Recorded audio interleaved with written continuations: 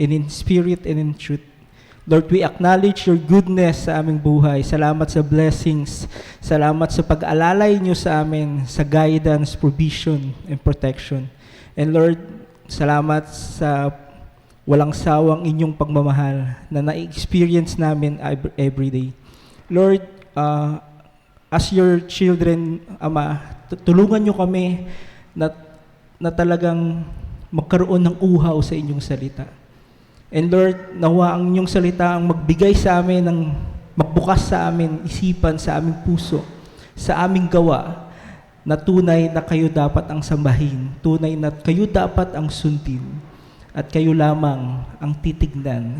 And Lord, kung kami ay nawawala sa direksyon, hayaan nyo, Ama, na ang banal na Espiritu ang mag-lead sa amin, mag-guide sa amin, mag-comfort sa amin, na ibalik kami sa direksyon na dapat nandoon kami. And Lord, as we sing praises, Lord, nawa i-heal niyo po ang puso namin na kami ay makapagkanta ng naaayon sa inyong kalooban. Na yung mga salita na bibigasin namin, nawa ito ay magbigay ng ngiti, magbigay ng paalala sa amin na merong Diyos na buhay na nagligtas sa amin. Merong Diyos na kinumit niya ang kanyang sarili para siya ay mamatay at hindi lang siya tuluyang namatay at hindi lang siya nandoon lang, pero siya ay muling nabuhay after 3 days. Nagpapakita lang na siya ang Diyos, siya din ay tao. Salamat, Ama, sa pagkakataon na binigyan niyo kami ng buhay na ganito. Minsan kami ay na-persecute sa aming pananampalataya. Minsan, nagkakaroon ng kompromiso ang aming pananampalataya, pero dapat kami ay sumamba lamang sa inyo. Tignan namin ang iyong kagandahan, ang iyong karunungan, ang iyong kagandahang loob sa aming buhay, na hindi kami lumingon sa mga kaaway, kundi sa inyo lamang. And Lord, we pray sa aming messenger, Pastor Jebo, kayo ang magbigay sa kanya ng mensahe na magkakaroon ng impact sa aming buhay. Magkaroon ito ng aplikasyon at aksyon sa aming buhay. Hindi lang sa utak, kundi ito'y dumaloy sa aming puso at makita namin na ito'y ginagawa namin. Dahil ang inyong salita ay buhay at ito ay bumabaon sa aming puso. Nawa, Ama, ikaw ang aming makita sa mundong ito. And Lord, salamat po kay Kristo dahil sa Kanya kami ay nagkaroon uli ng connection sa inyo. Dahil sa Kanya kami ay naririto. Gusto naming makinig ang salita ninyo. And Lord, salamat po sa araw na to. And this is our prayer in Jesus' name. Amen. Magandang umaga po sa inyong lahat. Good morning. Good morning. Ngayon po ang huling linggo ng buwan ng Enero for 2026. And every last day of the month, ang choir po ay ang nag-lead in a congregational singing. And today we will be singing hymns of praise to the Lord. At our first song is entitled "Lead On, O King Eternal." So isang hymn po ito na nagpapasalamat at panalangin para po sa patnubay ng Diyos at gabay niya. Isinulat po ito ni Ernest W. Shirley noong 1888. At ang pinag-uusapan po dito ay ang pagmarcha natin sa larangan ng tagumpay or a fields of conquest with tents of God's grace and a battle song. Kumbaga ito po, kahit po sa nararanasan nating paghihirap, still the Lord is there to help us in our struggle bilang mga Kristiyano na namumuhay dito sa mundong ito. And as God commissions us to be involved in ministries, sinasaad din po sa hymnong ito ang encouragement para sa lahat na magpursige sa pagbabahagi ng salita ng Diyos kahit na may kahirapan. That as we march, we should not fear, but be glad dahil alam natin na tayo ay pangungunahan ng Diyos. Sinasabi nga po sa awitin, Thy cross is lifted o'er us. We journey in its light. The crown awaits the conquest. Lead on, O God of might. Kaya tayo ay magpakatatag at maging tapat because we have a King who watches onwards and guides His people to light. Kaya sabayan ninyo kami sa awiting ito. Let's all sing it to the Lord. Ibigay po natin ang ating patotoo as we worship Him.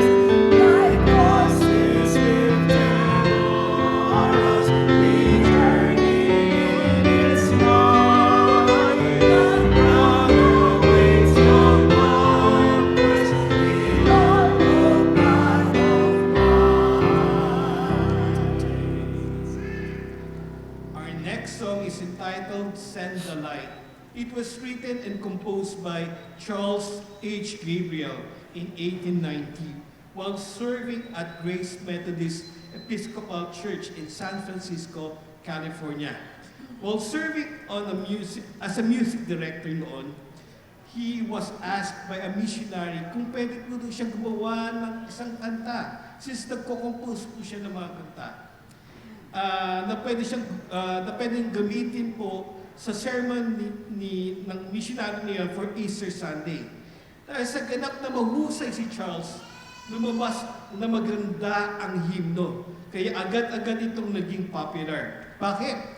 Based kasi po ito sa passage ng Acts 16, where Paul had a vision of a man in Macedonia, asking him to come and minister to them. Sabi po sa Matthew 5, you are the light of the world, and we are to invest in others as we follow Christ's Great Commission. Totoo, God calls us to send the light to a world of darkness, to rescue souls that needs saving. So let this hymn remind us that we have a God who calls us until His coming.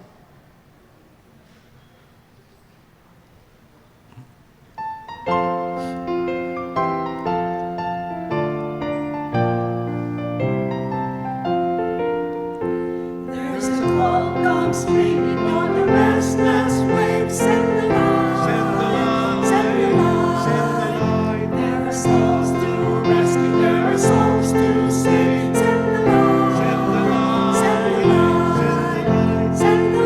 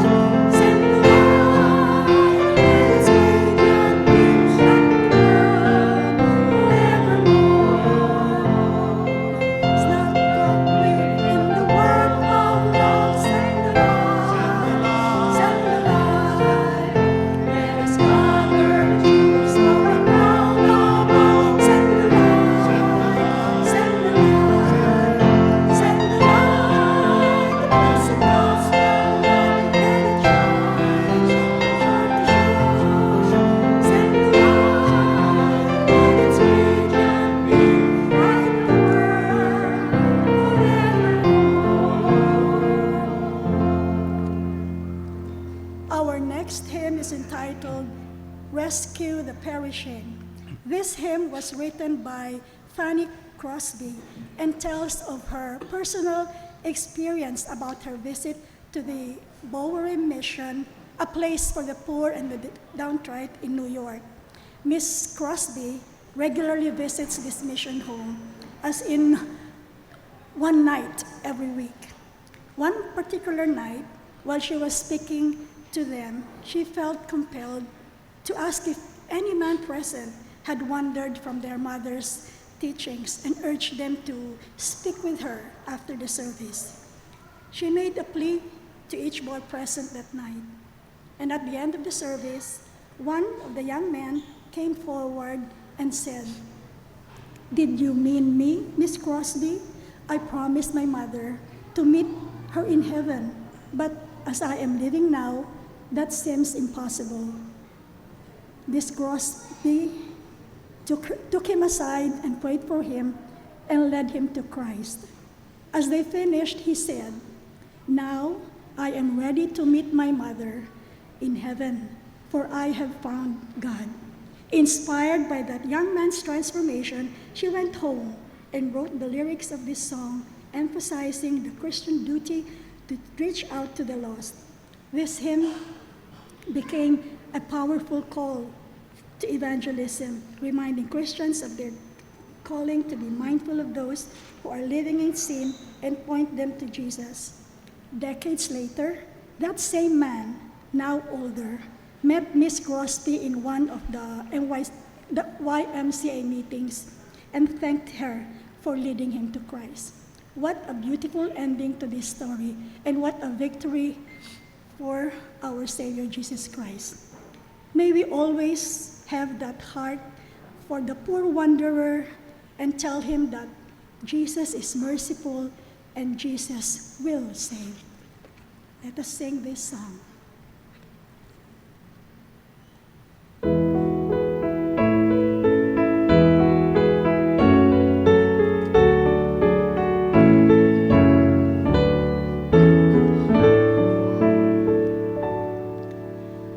Rescue the perishing, care for the dying, snatch them in pity from sin and the grave. Make morning everyone, lift up the fallen, tell them of Jesus the mighty to save. Rescue the perishing, care for the dying, Jesus is merciful. Jesus will save. Though they are smiting him, still he is waiting, waiting humanity down to receive. Plead with him earnestly, plead with him gently. He will forgive if they only believe. Rescue the perishing, care for the dying. Jesus is merciful, Jesus will save. Drowning the human heart, crushed by the tempter, feelings will carry the grace and the storm. Touched by a loving heart, taken by kindness, hearts that were broken and vibrate once more. Rescue the perishing, care for the dying. Jesus is merciful, Jesus will save. Rescue the perishing, duty demands it. Strength for the labor, the Lord will provide. Not in the narrow way, patiently lead them. Tell them the water the Savior has died.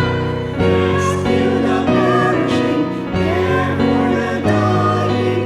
Jesus is merciful, Jesus will save. Rescue the perishing, care for the dying. Jesus is merciful, Jesus will save. Heavenly Father, we seek your divine guidance in facing the challenges of our daily lives. We pray that we may be faithful to our calling to spread the light of the gospel to the lost and the perishing in our world. This is our prayer in the mighty name of Jesus, our Lord and King eternal. Amen.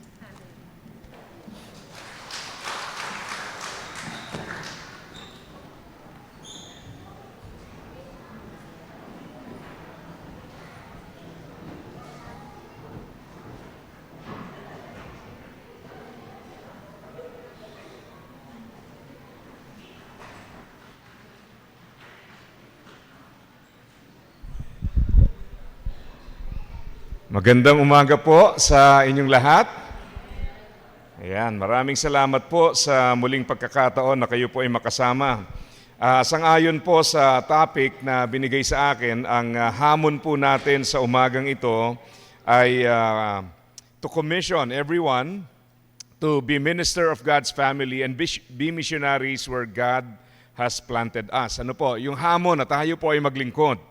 At ako po'y naniniwala na sa maraming mananampalataya, ang paglilingkod ay kadalasan pong iniisip natin tungkol lamang sa ginagawa natin sa church, di ho ba? Pero mahalagang maunawaan na yung pagtawag ng Panginoon for us to serve ay hindi lang po panawagan para tuwing linggo o tuwing nasa simbahan tayo po ay maglingkod. Kinakailangan po nating maunawaan na ito po ang paglilingkod natin ay produkto ng isang pusong nagmamahal sa Panginoon. Amen po? At yung pagmamahal na yon, hindi ho tuwing linggo lang. Yan nga ang pinakamalaking pagkakamali kasi paminsan po para bang nahahati. Meron tayong paglilingkod, paglinggo, pag ibang araw, nasa ibang bagay tayo. Pero kailangan nating maunawaan, ang pagmamahal sa Panginoon ay walang araw, oras na pinipili, walang lugar. At dahil walang araw, oras at lugar na pinipili, ito po ay dapat nating magbunga ng paglilingkod saan mang dako. Yan man ay sa ating tahanan, sa ating community, sa ating church, yung paglilingkod po ay marapat na maging tuloy-tuloy. Amen po ba? So kaya sa umagang ito, ang gusto ko pong makita natin mula sa ating pag-aaralan, ito po ay iceberg, kung inyong mapansin. Sabi ho nila, no, yung pong tip of the iceberg, yung nasa itaas, is only around 15% ng buong iceberg. Kaya pag nakita nyo yung ibabaw ho ng iceberg na malaki, asahan nyo ho, halos 85% mas malaki. Kaya ko po ginamit na illustration yan, hindi para ipaliwanag kung paano lumubog yung Titanic. Di ho. Ang purpose po ng aking paggamit ng illustration na yan, para maunawaan natin, yung nakikita nating ministry na paglilingkod ay bunga ng maraming bagay. Yung pagpapasakop sa lordship sa ating Panginoon, yung pagmamahal natin sa ating Diyos. So unless yung pong 85% ay maayos natin, no, maituwid natin yung ugnayan sa Panginoon, hindi magbubunga ng ministry. Yung tamang klase ng ministeryo. Kaya gusto po nating maunawaan ngayon, kung sa iceberg pa, ano po yung nasa ilalim na kailangan nating gawin o ayusin para magbunga ng ministry. Yan po. Kasi malibang isettle natin ang mga bagay na ito, ang ministeryo ay hindi magiging tama. Hindi natin magagawa. Kaya gusto po nating i-explore yan. At sa ating pag-aaral, ang ating pong talatang gagamitin ay hango po sa 1 Corinthians 9, 24-27. Gusto ko lang basahin muna yung pong unang talata, verse 24. Pwede niyo ho ba akong samahang basahin? Let's read. Don't you realize that in a race, everyone runs, but only one person gets the prize? So run to win. So nung sinabi po rito, to run to win, alam natin very attractive yung word na win. Di ba? Gusto naman lahat manalo eh. Kaya lang, ang challenge po dito is how do we run to win? Yung effort nasa running, yung result is winning. Kailangan nating maunawaan na yung paglilingkod sa Panginoon ay produkto po ng maraming bagay. No? Yung pagpili sa Diyos na mahalin siya araw-araw. No? Kahapon po ay nasa kasal ako. Ayan. Ito hong December hanggang kahapon, isang katutak kong kasal. Ano? Dalawa yung aking kinasal. Noong December, nag-abay pa ako sa kasal. Nung speaker nyo last week yata. No? Sa tinagal-tagal, nag-abay ulit. No? Ring bearer sana yung tawad ko. Kaya lang ayaw tanggapin. Kahapon ako na may ninong. At alam niyo ho, sa kasalan, pag nakakita kayo ng kinakasal, alam ho natin na yung magandang pagsasama ng kinakasal ay produkto ng napakaraming adjustment. Tama ho? Kaya may kasabihan sila love is blind. Naniniwala kayo ron? No? But marriage is the eye-opener. Diyan tayo namumula. Kasi araw-araw yan ang reality, di ho ba? Sabi ko nga doon sa mga ikinakasal ko, kako, huwag masyadong gagalingan sa make-up. Kasi baka mamaya, pag naligo na at kayo na lang magkasama, iba na itsura. Nung kinasal kami, may kilay pa ito eh. Bakit wala na yata? So kinakailangan po maintindihan natin, yung reality nandyan eh, di ba? Yung araw-araw na pipiliin, sabi nga eh. Yung makakita ka ng isang marriage na magtagal ng mahabang panahon, alam mo, produkto yan ng maraming adjustment, forgiveness, understanding, di ba? Hindi yan basta nabubuo. Produkto yan ng maraming panahon at mga hamon na pinagtatagumpayan. And the same is true with our relationship with God. Actually, ang isang in-explore ko sa familiar passage na ito, kasi familiar nga, kailan kaya ito sinulat? Ano ba yung pagkakataon ng pagkasulat? Hindi ko alam kung naranasan nyo na mag-fun run. No? Fun run. Ako nakatry na dyan. Nung unang-una ako sumali dyan, talagang akala mo fun run. Di ba? Masaya to. Pero pag hirap ka na pagod ka na, pawis ka na, pinupulikat ka na, marirealize mo, nasaan yung fun? Bakit puro run? Di ba? Nasaan? Nito hong nakaraang January, meron po akong tinapos na sinimulan ko last year. Nagmumotor po kasi ako, tinapos ko yung Philippine Loop. No? Last year, ni-ride ko po ang North Luzon, 3 days. Tapos itong January 2 to 8, nagmotor po ako ng January 2 to 8, Visayas, Mindanao. Sinolo ko po yan. No? Sa plano po, lahat madali. Sa plano, lahat maganda. Sa plano, lahat masaya. Sa sobrang haba ng biyahe, sa sobrang layo ng biyahe, nag-aaway na po kami ng sarili ko. Buti na lang hindi natuloy kasi namagitan ako. Nahati ako sa 3. At ang totoo lang po, yung marami pagkatapos ko matapos yon, Pastor, sana all. No? Ang sabi ko sa kanila, pag nagsana all kayo doon sa product, kailangan magsana all kayo sa process. Tama? Hindi naman pwede gustuhin mo lang yung tagumpay na hindi mo tinatanggap yung process. Because it is the process that leads to success. Kaya useless na tayo po ay mag-asam ng isang bagay na gusto nating magtagumpay pero wala tayong pagtatagumpay sa proseso. Yun po ang hamon dun eh. So nung sinulat ni Apostle Paul to, hindi siya isang bagito na para bang subukan natin yung ministry, masaya ito. No? Nung nandito po ako many decades ago, parang ang tanda na sobra. No? May mga dinosaur po dyan paglabas. Naalala ko po noon, yun yung time na nag-alay ako ng buhay sa Panginoon. Alam niyo yung bago ka naglilingkod, very idealistic, di ba? Maglilingkod ako, this is the highest calling. Iba yung perspective eh. Kasi ang hamon nun, paano mo iiwanan yung gusto mong career para maglingkod sa Diyos? Pero pag ikaw ay matagal nang naglilingkod, at nung sinulat ni Apostle Paul to, hindi po siya nagsisimula. Nasa kalagitnaan na siya ng paglilingkod. Marami na siyang pinagdaanan. Ang hamon dito, paano ka magpapatuloy sa kabila ng mga problema, pasakit, pabigat na dinanas mo na sa ministry? Kung kayo po ay matagal nang naglilingkod, alam po ninyo, iba yung nag-uumpisa na very idealistic, masaya ito, iba ho yung nasa kalagitnaan na marami ka ng pinagdaanan. Yun ho ang perspective nito. Nung sinabi niyang run to win, marami na pong pinagdaanan si Apostle Paul. So yun ang gusto nating i-discover ngayon. Kasi lahat naman tayo, hindi naman tayo nagsisimula pa lang eh. Marami sa atin matagal na rin naglilingkod. At marahil yung iba kung nagsisimula pa lang, makikita nyo rin po yung aral nito. Pero ang challenge po dito ay maunawaan natin, yes, marami ng pain, maraming problems, maraming hardships, unanswered prayer, unmet expectations, etc., etc. Pero ang challenge po ni Paul, still run to win. So tingnan natin, ano po yung mga bagay na dapat nating maunawaan. Una, we have to identify the excuses that define us. Gusto natin maglingkod, ang tanong, ano yung mga excuses mo? Yan, di ba? Yan minsan ang problema eh. Kahit may talent ka at hindi ka nagkulang sa spiritual gift or ability, kung marami kang excuses, hindi ka pa rin maglilingkod. So we have to identify and solve these excuses. Pangalawa po, what are the explanations that would refine us? No? Siyempre, produkto yan ng pag-aaral ng salita ng Diyos. Alam nyo yung word na ministry, sabihin nga natin, ministry. Sa Greek, dalawang salita po. No? Yung isa ay diakoneo, kung saan ang galing yung word na deacon. Yung isa po ay douleo, kung saan ang galing yung doulos, no? Which means to serve. Essentially, parehas na salita. Ang ibig sabihin po ay to serve, maglingkod.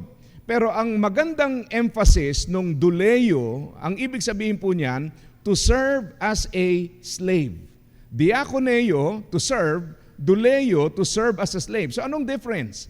Yung isa, maglingkod ka, yung isa, ang focus po is on the relationship, the slave and master relationship. Na ang ibig sabihin, kaya ka nakapaglilingkod, kaya ka naglilingkod because you treat Jesus as your master. So yun ang ibig sabihin. Kaya paminsan, hindi ba naglilingkod tayo, pero naglilingkod tayo according to our terms. Kailan mo gusto, paano mo gusto, saan mo gusto, sino kasama. Hindi ba? Naglilingkod pero choosy. Pero wala niyan sa PBCC. Tama? Wala nga amen. Pero reality yan, kahit saan ka magpunta, yan ang reality niyan. Kadalasan po, yes, we serve, pero bakit parang naglilingkod, pero bakit hindi lumalago? Because many times, we serve according to our terms. Yung essence ng douleo is to serve according to His terms. According to God's terms. Pag naintindihan natin yon, wala na yung choosy-choosy. Kung ano yung sinabi ng Panginoon, yun ang gagawin natin. Kasi hindi sang-ayon sa gusto natin, kundi paglilingkod na sang-ayon sa gusto niya. Naunawaan po? Parang hindi ulitin ko ulit.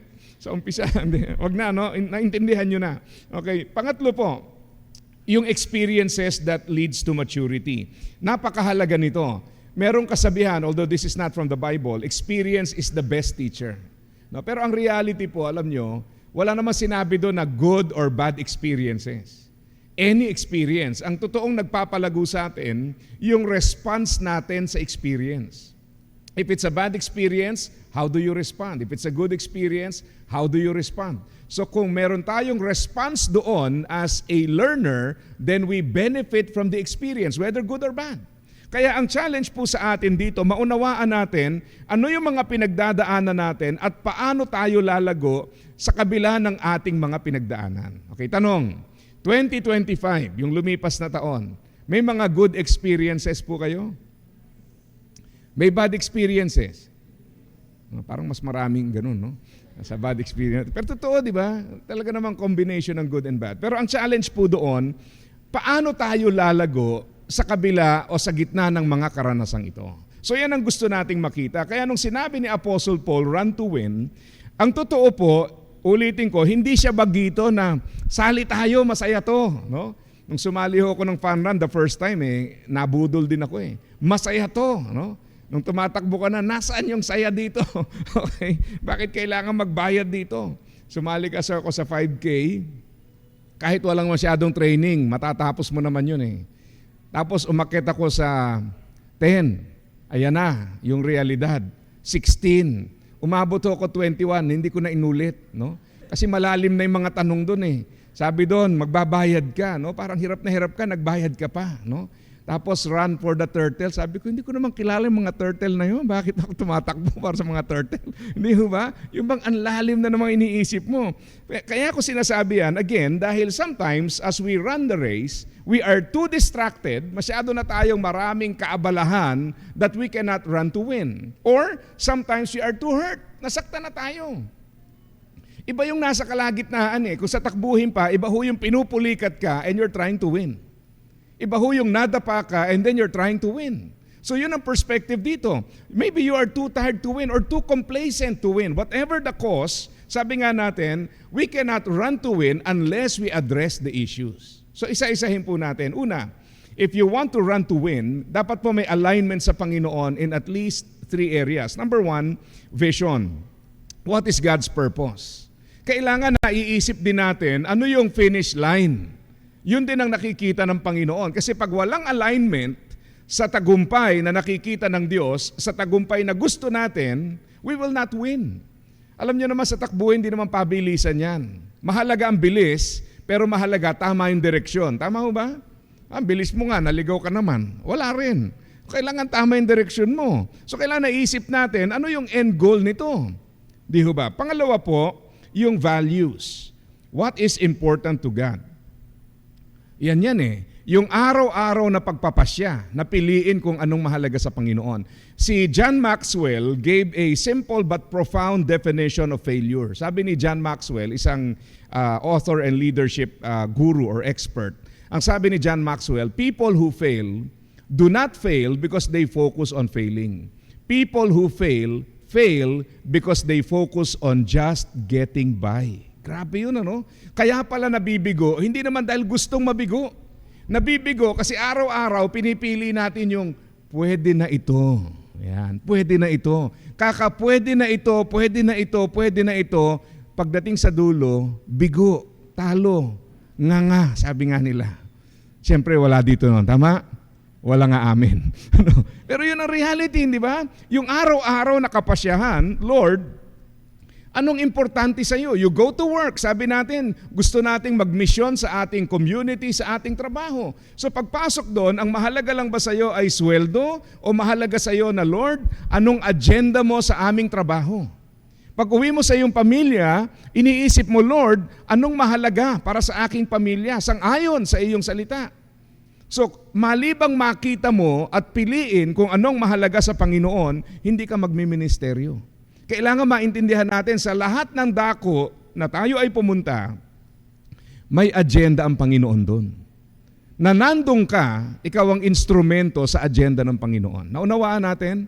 Kaya lang minsan masyado tayong abala sa agenda natin. Yan ang problem natin. Di ba? Naalala nyo yung Good Samaritan? Di ba?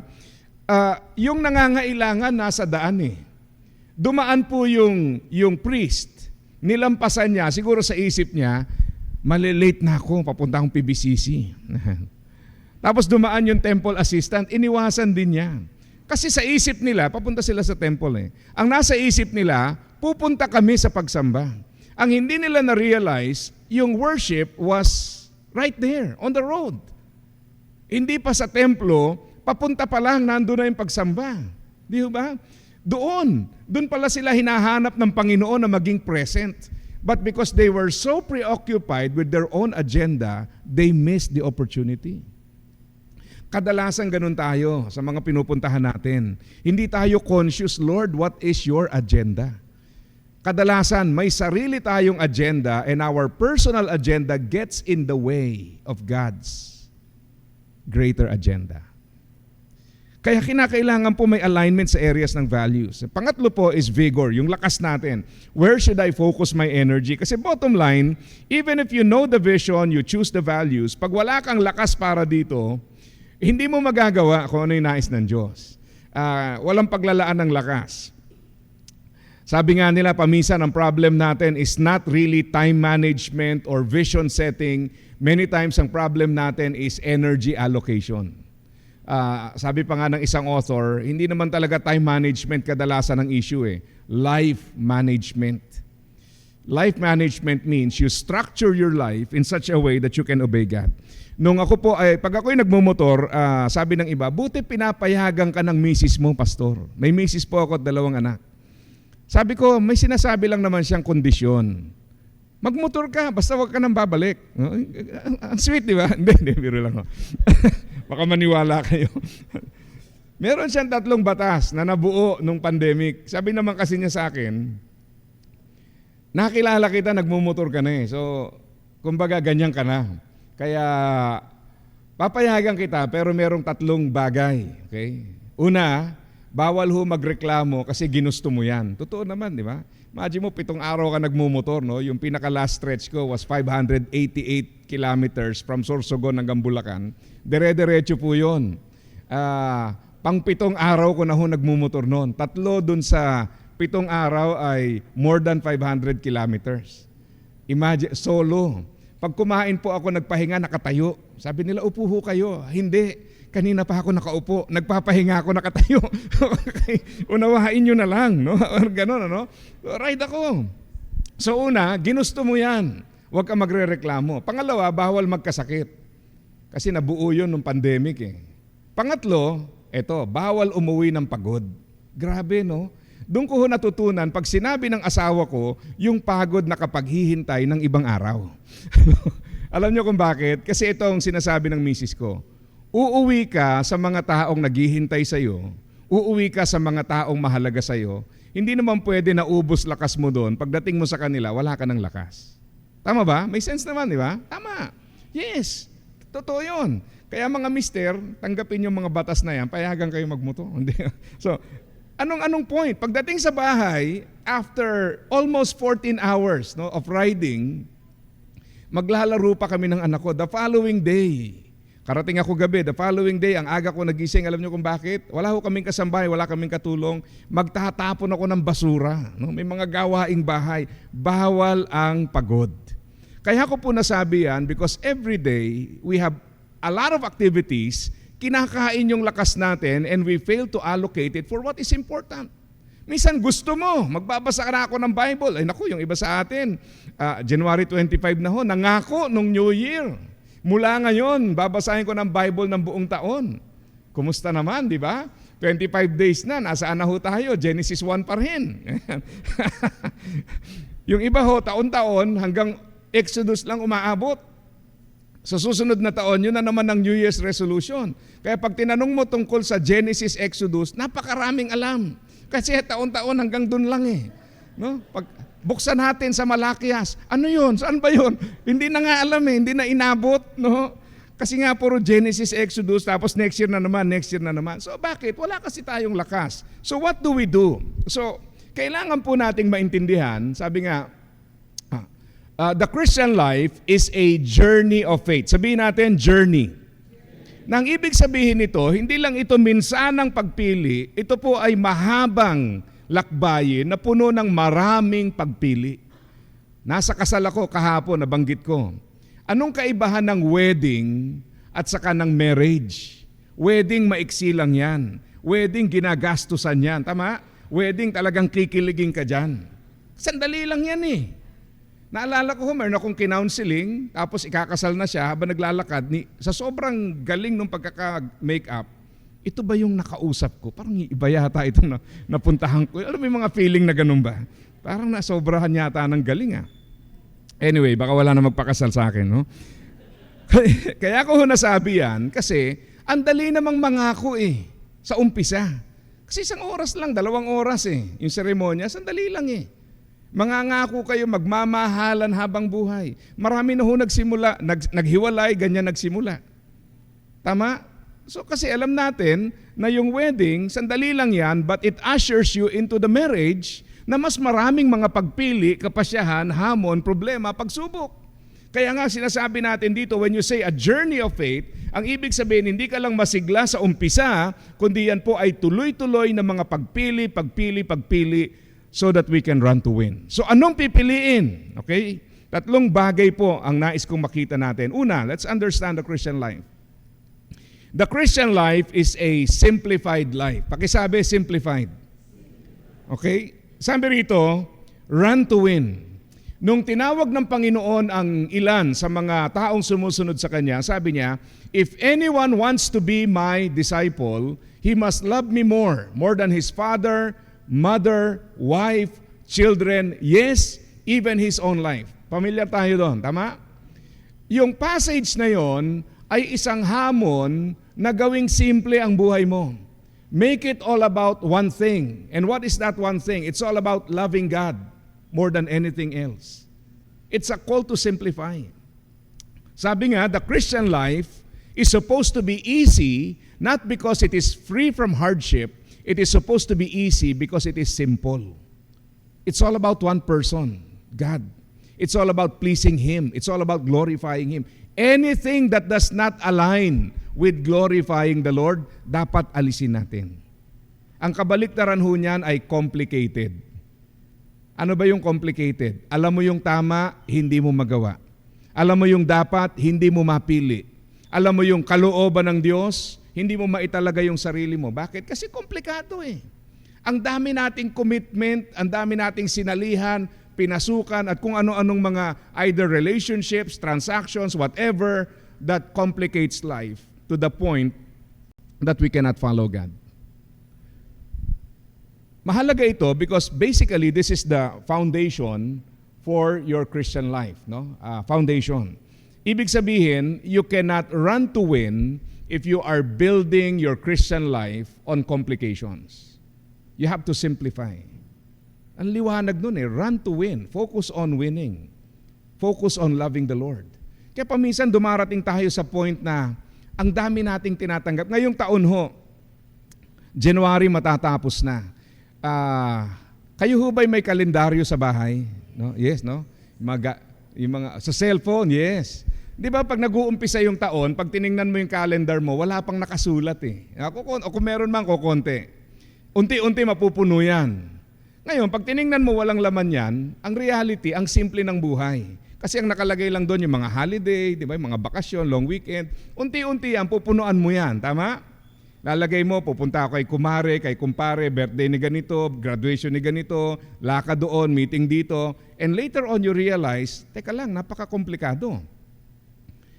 Binuksan ng Panginoon ang taon na marami kang araw na available.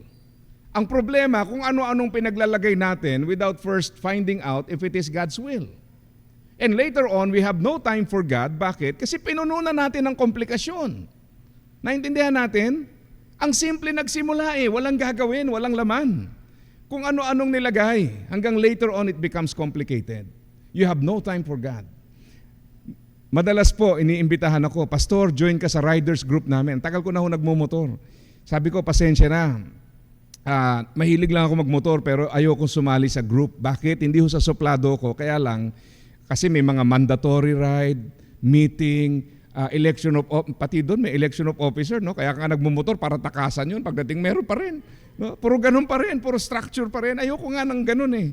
Ngayon, sinasabi ko sa kanila, hindi naman sa ayaw ko sa inyo, kaya lang, I cannot add any more complications to my life. Andiyan na yung pamilya, ministry, and other things I do.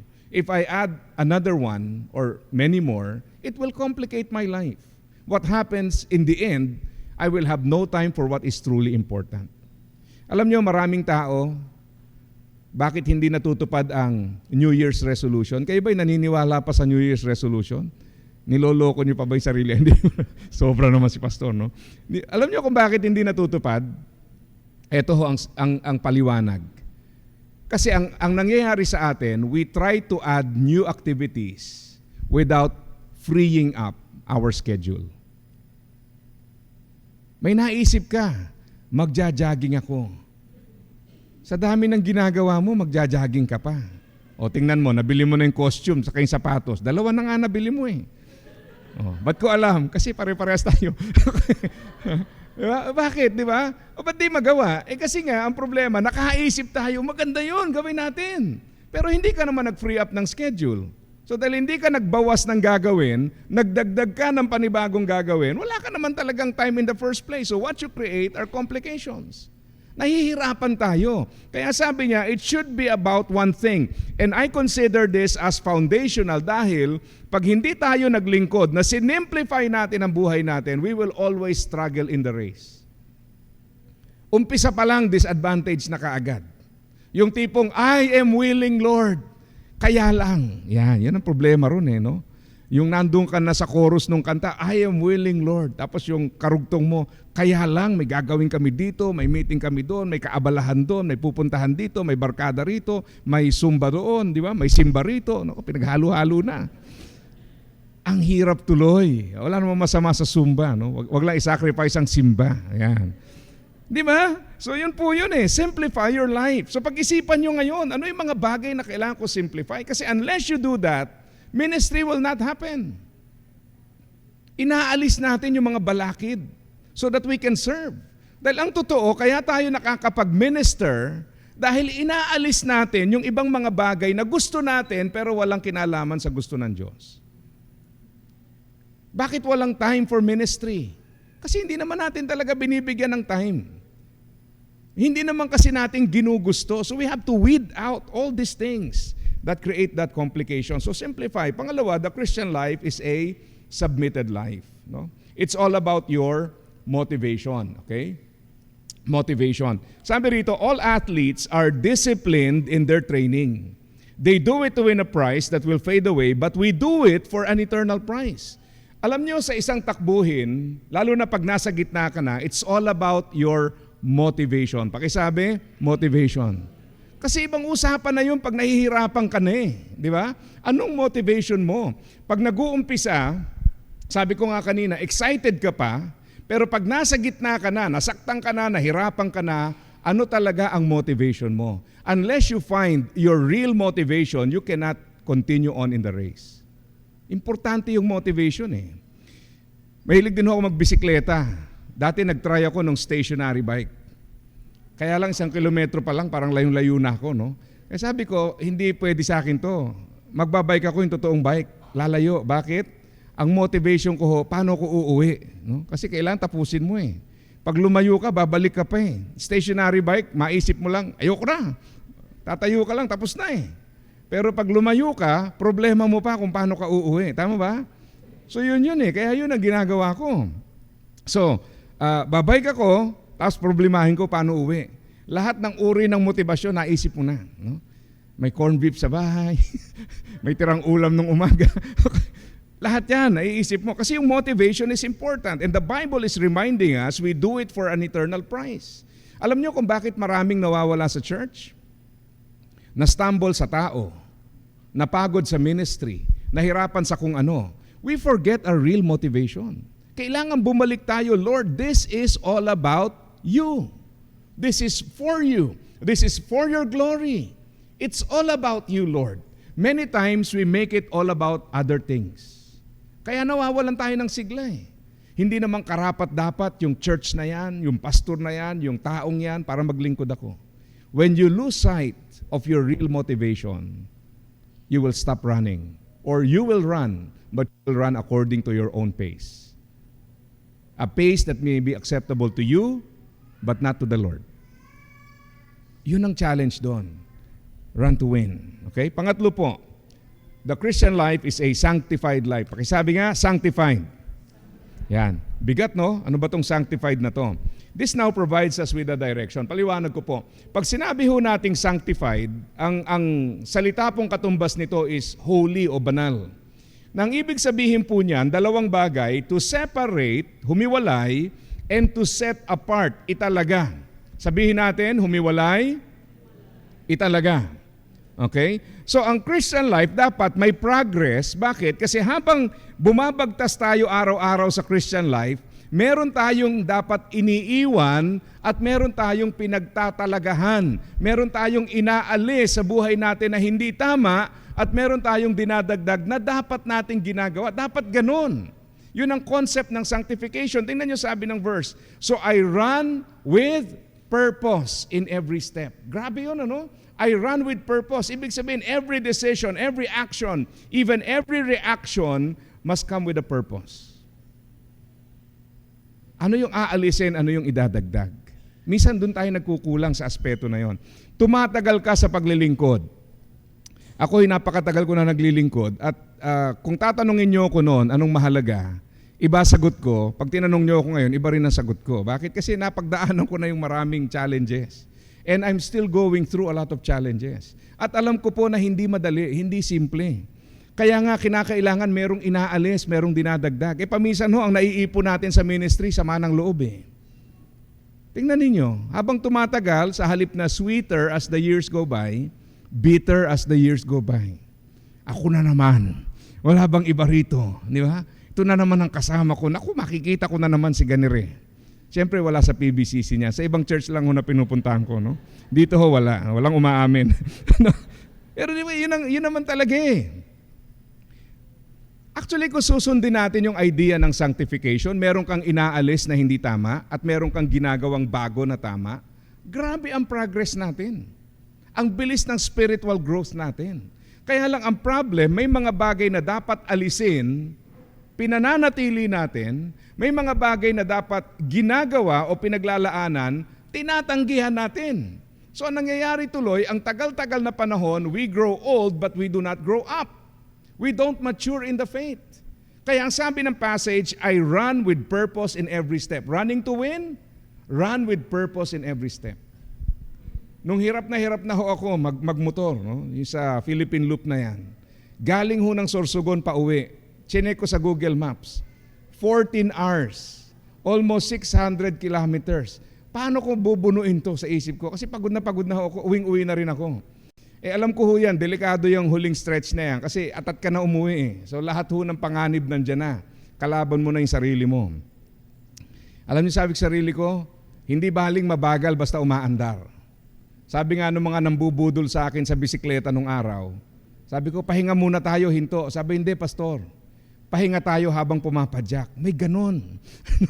Magpahinga habang pumapadyak. Ibig sabihin, di baling mabagal, di baling konti, as long as there is progress. Kasi pag huminto ka, saan ka naroon? Doon pa rin. Di ba? Nandun ka pa rin. So, minsan, mas nakaka-discourage pa yun. Bakit? Ilang oras na lumipas, nasaan ka? Nandun ka pa rin. So ang challenge doon is to continue. So meaning, pag sinabi po nating run with purpose, what brings progress to our spiritual life? So, ngayon po, dito sa 1 Corinthians 9:27, ito yung challenge ngayon. Ang sabi rito, I discipline my body like an athlete, tingnan nyo yung kasunod, training it to do what it should. Sinasanay ko yung aking katawan para magawa nito yung dapat nitong gawin. So, ibig sabihin, hindi lang po ito yung basta gustuhin mo lang, kailangang sanayin mo yung sarili mo. The hard work is in disciplining yourself. Kilala niyo po si Carlos Yulo. Siguro naman. Pag umaga, naglalako ng taho doon. Hindi. Yung hong Olympic medalist natin. Hindi ho ako nanonood ng gymnastics. Hindi ko nga alam na mananalo tayo doon until he came. Ngayon, kaya ko po sinasabi yan kasi pagising ko nung umaga, anak ko, daming sa Facebook, puro Carlos Yulo, nanalo, gold, 2 gold. Tapos ano nangyari? Binigyan ng 50 million, sasakyan, may nagregalo pa isang sasakyan, house and lot, kung ano endorsement, daming pera. Mga anak ko nagtataekwondo, sabi ko, tigil muna, gymnastics tayo. Lilipat muna tayo ng karir. No?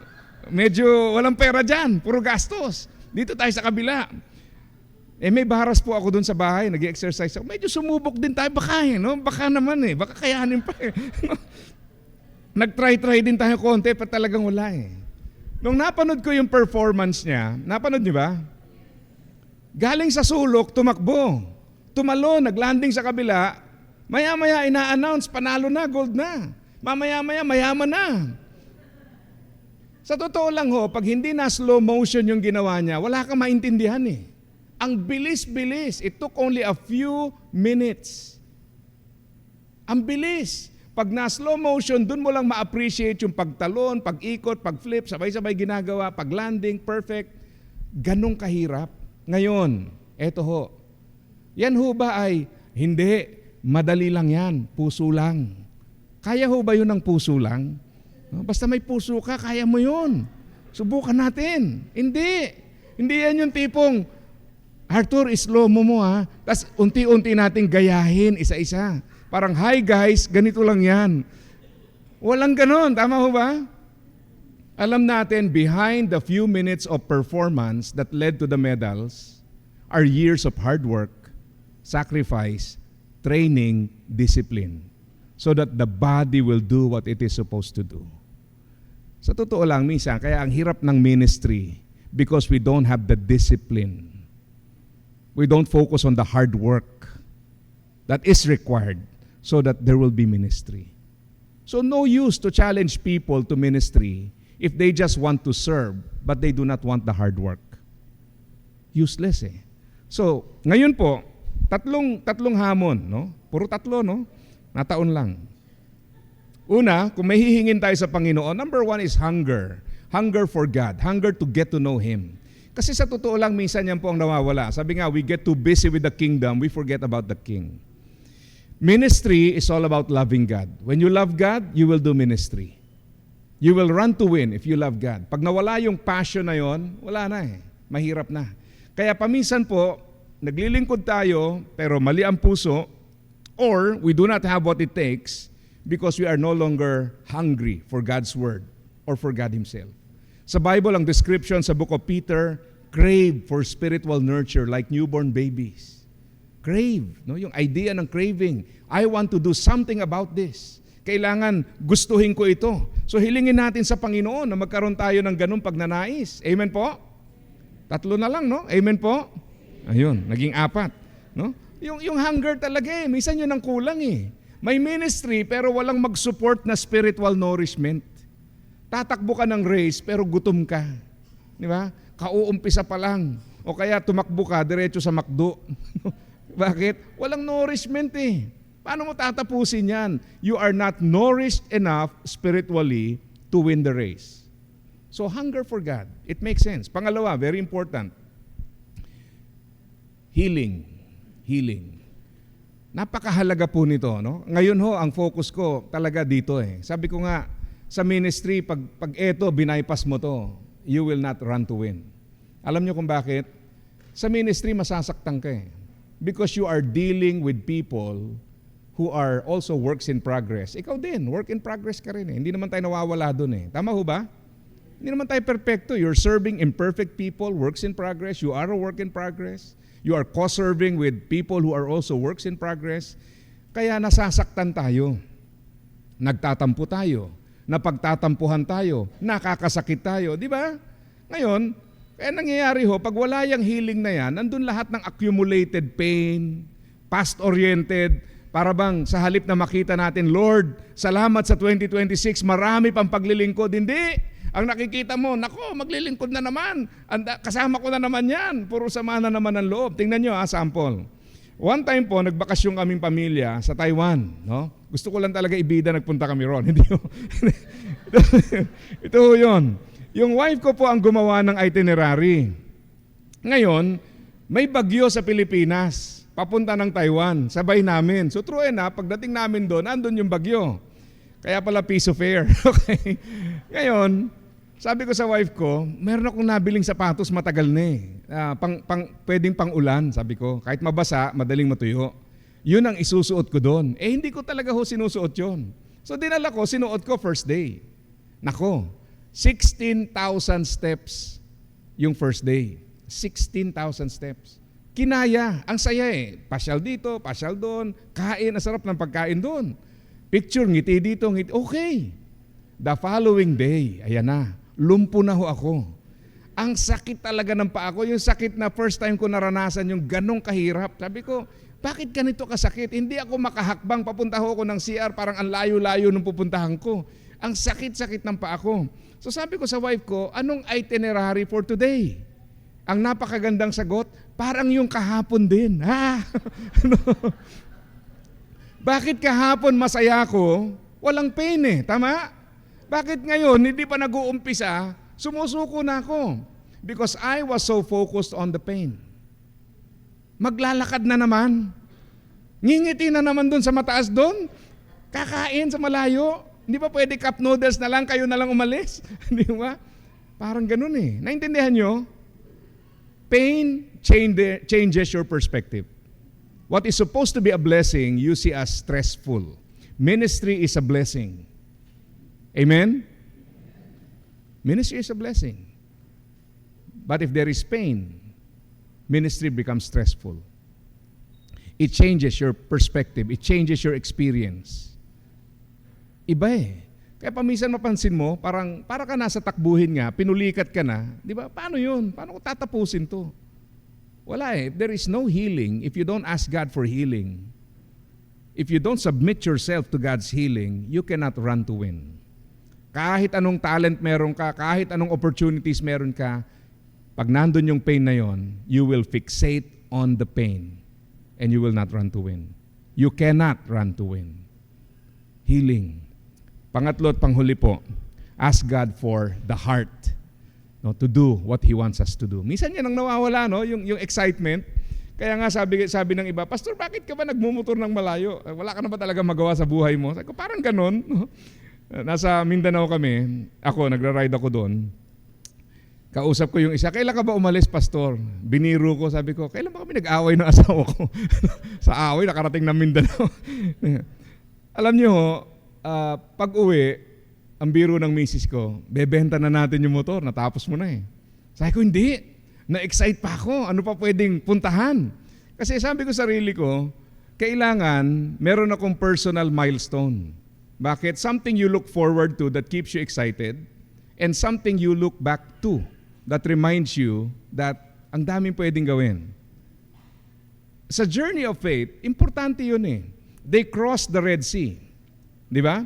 They crossed the Jordan River. Pagka-cross ng Jordan River, mag-uumpok ng mga bato. These are monuments of God's faithfulness. It's a reminder to them and to the next generation, ganito kabuti ang Diyos. Kasi ang tendency is to lose heart, to be discouraged, to lose sight of what is important to God. So when you look at these spiritual markers, you are reminded, Lord, give me the heart for more. Kaya ang tanong po ito, excited pa ba tayo sa mga gustong mangyari ng Panginoon? Yun, tatlo lang talaga, ano? Excited pa ho ba? Yes, hingin natin sa Panginoon na maging excited. Kasi kung parang wala na tayong excitement, wala na. Ano pang mangyari dyan? Alam nyo ibig sabihin ng excitement? Sample lang bago ako magtapos.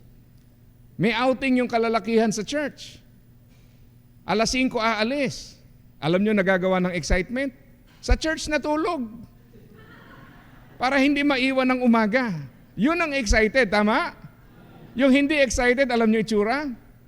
Magpupunta sa church pag linggo. At doon matutulog sa service. Wala na excitement yun. Kailangan, tama ba? No? Wala naman ho nakita, no? Magaling siguro, no? Tip lang ho ito, pagka inaantok sa church, isang mata lang muna. Yung isa, alam mo yun, pagka nakarest na yung isa, yung kabila naman, para hindi halata masyado. Okay, biro lang. Pero totoo, no? Yung heart, no? Ako palagi ko sinasabi, lalo na pagka may mga talks ako sa mga couples, wedding, or yung, even yung mga kinakaunselan ko, minsan yung relationship intact. Hindi naman kayo naghiwalay eh. Pero ang question ko palagi, kumusta yung excitement? Kasi it's really the excitement that will determine yung health ng relationship. Kaya minsan, kayo pa rin naman, pero wala na yung, alam niyo yun, yung excitement. Nung araw, sunduin kita, ha? Sige, pasensya na, napaaga ko. Oh, grabe, no? Yung bang ang aga mo nakarating, ikaw pa'y humingi ng pasensya. Pero pag matagal na, ano na, commute ka na lang. Di ba? Di ba mag-commute ka na lang? Kaya mo na yan. No? Nung araw, bawal ka magbuhat. Ngayon, ikaw lahat. No? Nawala na excitement. Nawala excitement. So, this year, pray to God. Ask God for hunger, for healing, and for the heart to do more for His glory. Amen? Yeah, may the Lord bless you. Thank you po.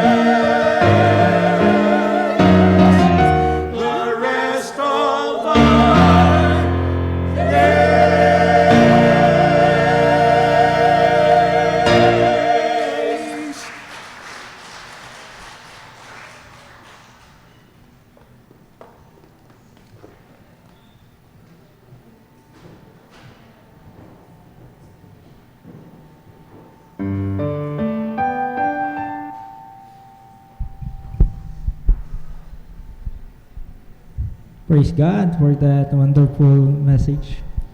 And sa ating choir, for our tithes and offering verse, ay makikita po sa Leviticus 27:30. At ito po ang sabi,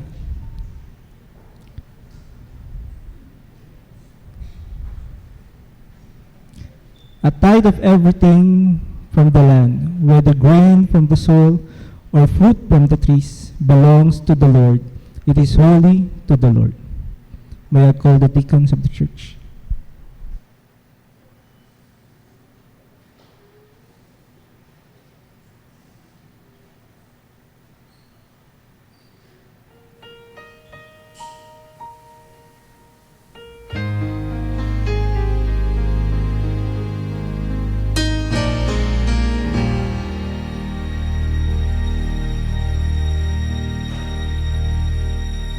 We lift our voices, we lift our hands, we lift our lives up to you.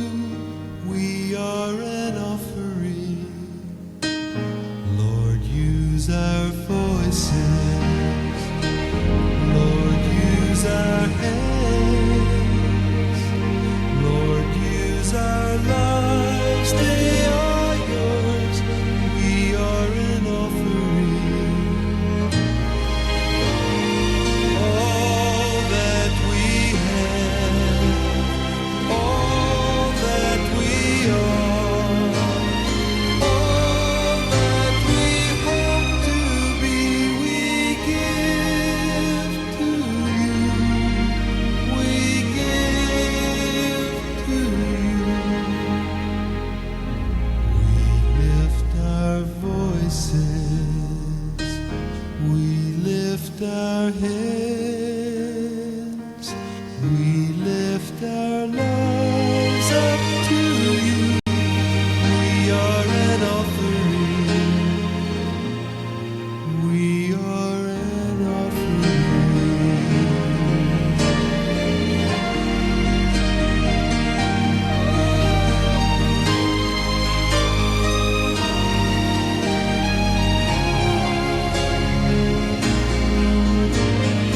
All that we have, all that we are, all that we hope to be, we give to you. We give to you. May I request everyone to please stand up Lift our voices. and let us pray. Ama, sa langit, thank you so much sa araw na to. Salamat, Lord, for the blessings sa work, sa business. Salamat, Ama, sa pagbigay niyo ng provision sa amin. And Lord, gamitin niyo nawa ito sa inyong kingdom and gamitin niyo kami as an instrument sa inyong ministeryo. Ito ang aming panalangin. In Jesus' name we pray. Amen.